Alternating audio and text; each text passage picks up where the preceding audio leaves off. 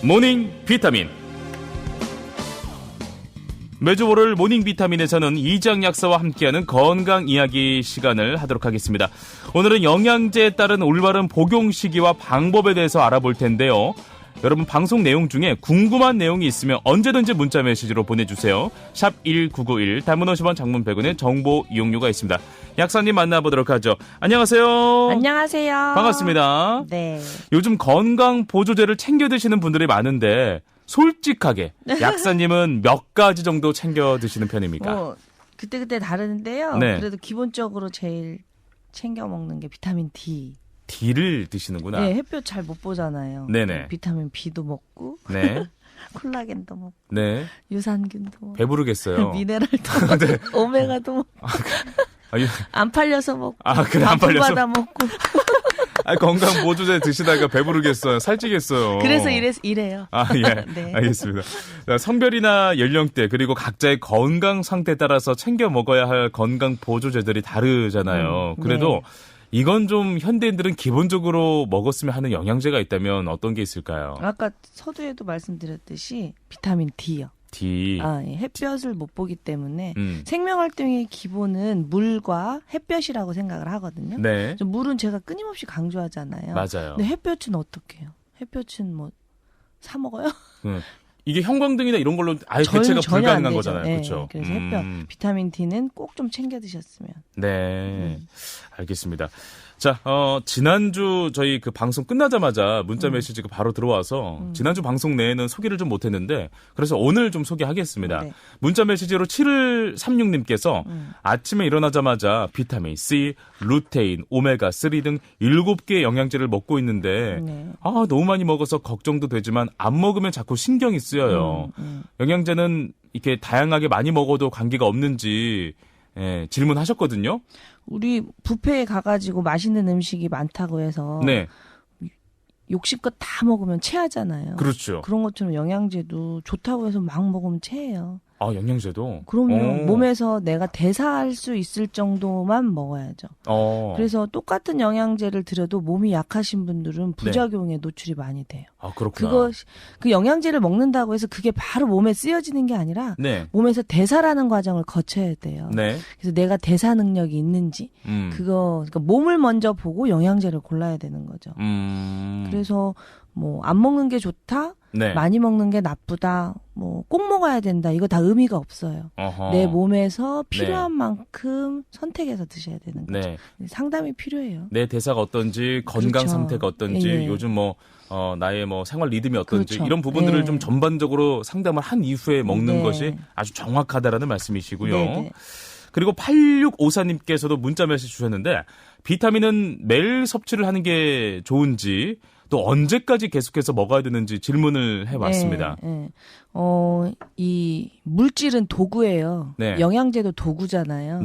우리가 생명활동을 함에 있어서 도구로서 이걸 이용하는 거지 꼭 이래야 된다. 정답은 없어요. 만약에 우리가 인스턴트 식품에 많이 노출이 되어 있지 않고 지금 제철에 나가서 쑥도 뜯고 머위도 뜯고 이런 제철 음식을 많이 먹는다면 또 그것도 생으로 많이 먹는다면 그 안에서 비타민이나 항산화제 충분히 들어오잖아요.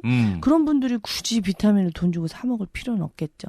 그러나 제 식단만 보더라도 제가 그렇게 못 하거든요. 저 역시도 그냥 반조리 식품을 많이 먹기 때문에 맞아요. 저도 그래요. 뭐 어쩔 수 없이 저도 비타민을 도구로서 부족한 부분을 채우는 거예요. 저 평생 먹어야 되냐? 그것도 삶의 질의 문제죠. 내가 그냥 주름이나 좀 흰머리 나고 이런 거에 나는 전혀 개의치 않다. 난 내면이 더 중요하다고 생각한다. 그러면은 굳이 이런 거 신경 안 써도 되겠죠. 그러나 저는 방송을 하는 사람이라 예뻐 보였으면 좋겠는 거예요. 그러니까 챙겨 먹는 거죠. 자신의 욕구에 따라서 달라지는 것 같아요. 그렇군요. 이 앞서 말씀해 주신 대로 이제 각자의 건강 상태와 어떤 것을 추구하고 있는지에 대해서 이제 약을 어떻게 복용해야 되는지 말씀을 드리고 있는데 이제 본격적으로 세부적으로 한번 좀 들어가 보도록 하겠습니다. 자, 비타민 C. 요즘 많이 먹잖아요. 많이 팔리기도 하고. 이거 언제 먹어야 됩니까? 비타민 C는 산성이에요, 기본적으로. 그래서 점막이 약한 사람은 속이 쓰릴 수가 있어요. 맞아요. 저 같은 경우는 식전에 먹어도 뭐 점막이 튼튼해서 반응이 없는데 네. 예민한 사람들은 속쓰림 때문에 불편해요. 있어요. 네, 그러니까 식후에 드시는 게 좋아요. 식후에 먹는 게 좋다. 네. 네. 자, 그리고 아침, 점심, 저녁으로 그럼 한번 좀 나눠서 이야기를 해보면 좋을 것 같습니다. 네. 자, 먼저 아침 시간대는 어떤 영양제를 좀 먹으면 좋습니까? 아침에 일어나서는 공복 시에는 유산균을 드시는 게 좋은 것 같아요. 공복에 유산균을 먹는 게 좋다. 예. 뭐 식후에 드셔도 되는 제품도 있어요. 이제 담즙이나 위산에 안정한 제품이 나와 있는데 그런 건 좀 비싸요. 네. 유산균 저렴한 거를 드신다면은 담즙이나 위산에 안정 안 된 유산균이 많을 거거든요. 그런 거는 그래도 공복에 드셔야 위산이 적게 나오니까 그렇군요. 공복에 드셔야 효과가 있고요. 네. 그리고 유산균이 들어가면서 배변 활동을 촉진시켜 줄 수가 있잖아요. 그러니까 자기 전이나 루틴으로 자기 편한 대로 하는데 그래도 아침이 유산균 먹기가 제일 편한 것 같고요. 네. 그리고 홍삼 같은 경우는요. 오전 시간에 드시는 게 좋아요. 그래요? 저녁에 먹는 게 아니라? 저녁에 드시면 잠이 안 올 수가 있거든요. 이 홍삼이라는 것이 에너지를 만드는 데 기여해요. 기운이 없을 때 기운이 잘 나게 하다 보니까 저녁에 기운이 나면은 잠이 안 오잖아요. 그러네. 네, 그래서 아침 시간대에 홍삼을 드시면 하루를 에너제틱하게 드시는데요. 네. 간혹 홍삼도 드시고 커피도 드시는 분들이 있으세요. 네. 네, 그러면은 이게 같은 쪽에 그 작용을 하기 때문에 심장이 벌렁벌렁 뛸 수가 있어요. 그렇구나. 좀 과하게. 네, 너무 교감신경을 흥분시켜서 힘이 나는데 오버하는 거죠. 그러니까 오전 시간대에 나눠서 홍삼 드시면 굳이 커피 안 드셔도 되잖아요. 그렇죠. 이제 습관적으로 먹는 건 좀 우리가 지양해야 된다. 네, 그리고 제가 또 많이 권해드리는 게 피곤하신 분들한테 우리가 비타민 B를 많이 저번 시간에도 제가 말씀드렸잖아요. 그렇죠. 근데 이 비타민 B도 오전 시간대에 드시는 게 좋아요. 그렇군요. 에너지 만드는데 기여를 하는 제품들은 저녁 시간대에 드시면 잠이 안 온다니까요. 그렇구나. 네, 그래서 비타민 B도 식전 식후로 또 나눌 수가 있는데 이 활성형 비타민이라고 있어요. 이게 지용성으로 우리가 만든 비타민인데 요거는 또 담즙 분비가 안 되면 흡수가 안 될 수 있기 때문에 요런 걸 식전에 드시면은 이 양냄새 있죠. 이 특유의 양냄새. 있어. 그것 때문에 또 하루 종일 기분이 언짢으신 분들이 있어요. 맞아요. 그런 분들은 식사하시고 뭐 아침 식사를 안 드신다면 점심 식사를 하시고 드시는 게 좋은 거죠. 알겠습니다. 점심 때 섭취하면 좋은 영양제는 뭡니까? 아까 말씀드린 비타민 D를 저는 점심 때 많이 추천드려요. 왜냐하면 비타민 D 자체가 햇볕을 대신해서 먹는 영양제잖아요. 그러니까 빛이 있을 때 먹으면 좋죠. 그런데 이 비타민 D가 지용성이에요. 그렇기 때문에 빈속에 드시면은 그 담즙이라는 게 안 돼요. 지용성이라는 것은 담즙이 있어야 기름에 녹아야 담즙이 기름을 이렇게 잘 흡수되게 도와주는 물질이거든요.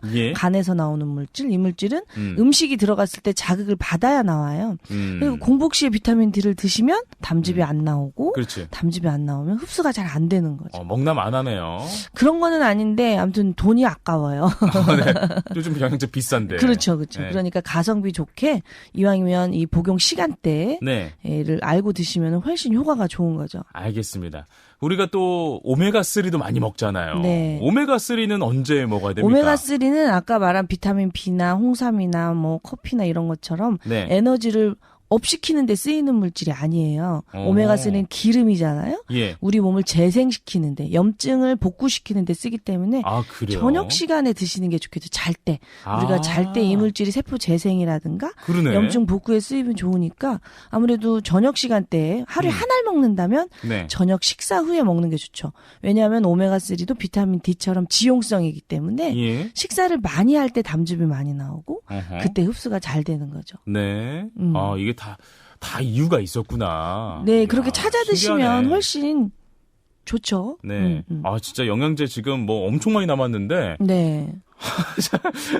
자, 그러면 영양제 복용 시간도 중요하지만 이 밖에 영양제를 복용할 때 주의해야 할 사항. 요거 한번 좀 점검해 주시죠. 영양제를 복용할 때 주의할 사항은요. 일단 당신이 꼭 먹어야 될 약을 점검을 해야 돼요. 자기가 복용하는 약하고 영양제고 이 상극인 경우가 있어요. 네네. 이를테면 철분을 처방을 받았어요. 네. 그런데 칼슘, 마그네슘을 먹고 싶어요. 철분하고 칼슘, 마그네슘은 우리 몸에서 들어가는 통로가 같아요. 통로 경쟁을 한단 말이죠. 그렇게 되면은 먹어도 효과가 없는 거예요. 뭔가 하나는 누락이 되는 거죠. 하나를 밀어내는구나. 그렇죠. 그래서 철분 같은 경우는 아침 식전에 드시는 게 좋고요.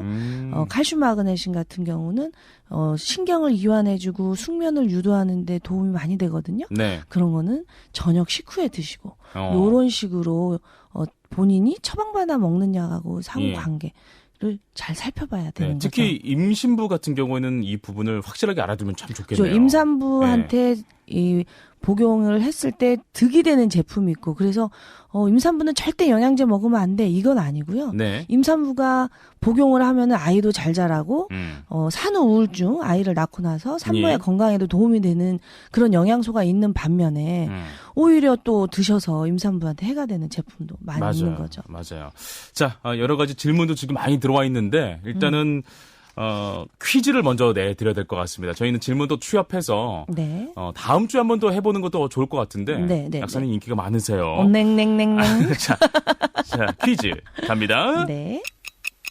오메가3는 혈중 중성지방 수치를 낮추고 혈액이 원활하게 흐르도록 도와주며 혈압을 낮추는 효능도 있어 40대 이후에는 꼭 챙겨 드시는 게 좋은데요. 하지만 오메가3는 체내에서 자체적으로 합성되지 않아 반드시 식품으로 보충을 해줘야 합니다. 그렇다면 여기에서 문제입니다.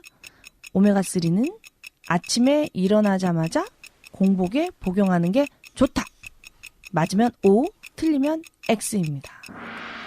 네, 오메가3는 아침에 일어나자마자 공복에 복용하는 게 좋다. 맞으면 O, 틀리면 X였습니다.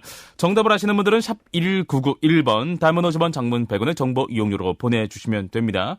이전 약사님, 오늘도 꼭 필요한 건강 정보 잘 들었습니다. 오늘 고맙습니다. 감사합니다. 네, 결정적인 힌트가 되는 노래 한 곡 듣고 올게요. 홍진영의 오늘 밤에.